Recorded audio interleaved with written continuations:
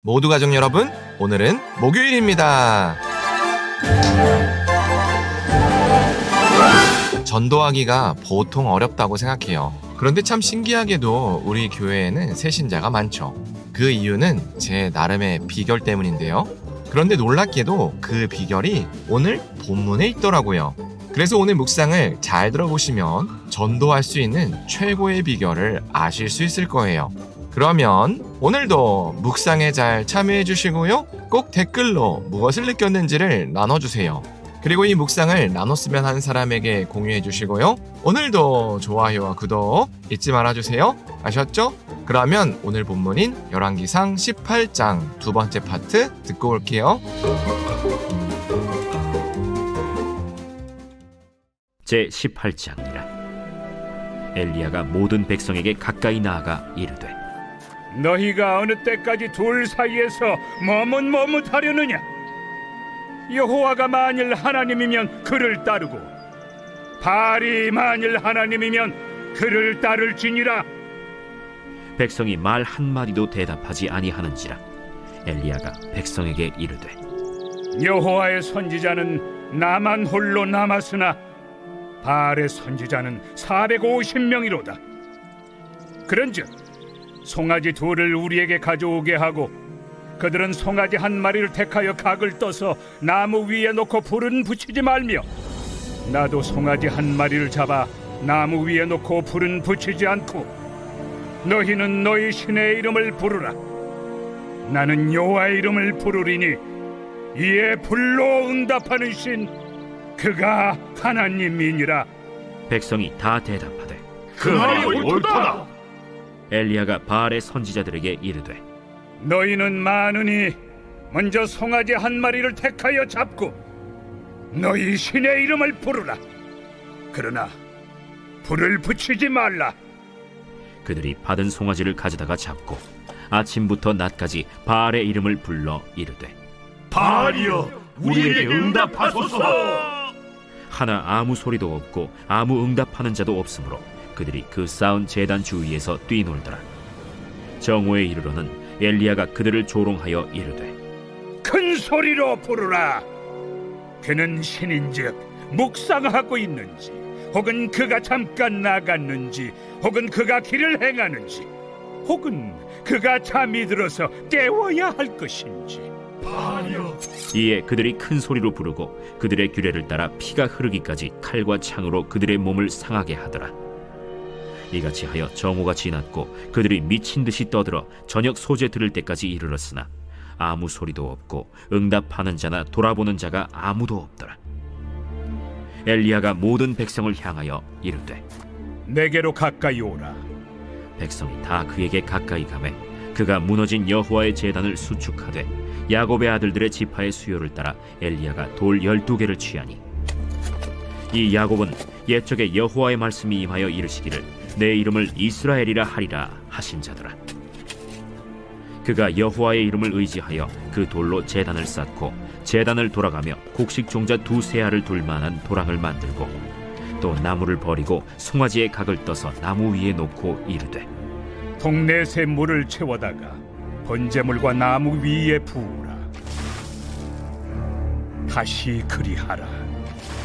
다시 그리하니 또 이르되, 3번째로 그리하라. 3번째로 그리하니 물이 제단으로 두루 흐르고 도랑에도 물이 가득 찼더라. 저녁 소재 들을 때에 이르러 선지자 엘리야가 나아가서 말하되, 아브라함과 이삭과 이스라엘의 하나님 여호와여, 주께서 이스라엘 중에서 하나님이신 것과 내가 주의 종인 것과 내가 주의 말씀대로 이 모든 일을 행하는 것을 오늘 알게 하옵소서. 여호와여, 내게 응답하옵소서. 내게 응답하옵소서. 이 백성에게 주 여호와는 하나님이신 것과 주는 그들의 마음을 되돌이키심을 알게 하옵소서. 이에 여호와의 불이 내려서 번제물과 나무와 돌과 흙을 태우고 또 도랑의 물을 핥은지라. 모든 백성이 보고 엎드려 말하되, 여호와 그는 하나님이시로다. 여호와 그는 하나님이시로다. 엘리야가 그들에게 이르되 바알의 선지자를 잡되 그들 중 하나도 도망하지 못하게 하라. 하매 곧 잡은지라 엘리야가 그들을 기손신으로 내려다가 거기서 죽이니라. 엘리야가 아합에게 이르되 올라가서 먹고 마시소서. 큰 비소리가 있나이다. 아합이 먹고 마시러 올라가니라.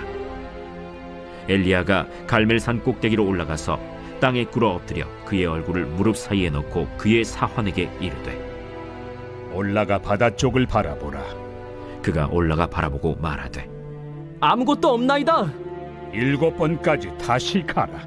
7번째 이르러서는 그가 말하되 바다에서 사람의 손만한 작은 구름이 일어나나이다. 올라가 아합에게 말하기를 비에 막히지 아니하도록 마차를 갖추고 내려가소서 하라. 조금 후에 구름과 바람이 일어나서 하늘이 캄캄해지며 큰 비가 내리는지라. 아합이 마차를 타고 이스라엘로 가니 여호와의 능력이 엘리야에게 임하매 그가 허리를 동이고 이스라엘로 들어가는 곳까지 아합 앞에서 달려갔더라. 바알과 아세라의 선지자 850명과 엘리야 1명의 대결이 시작했습니다. 대결의 규칙은 간단했습니다. 각 진영은 송아지 1마리씩 택합니다. 그리고 조각을 냅니다. 그리고 제단에 올립니다. 그리고 각자의 신께 기도해서 불이 내려오는 쪽이 진짜 신이라고 인정하는 게 규칙이었습니다.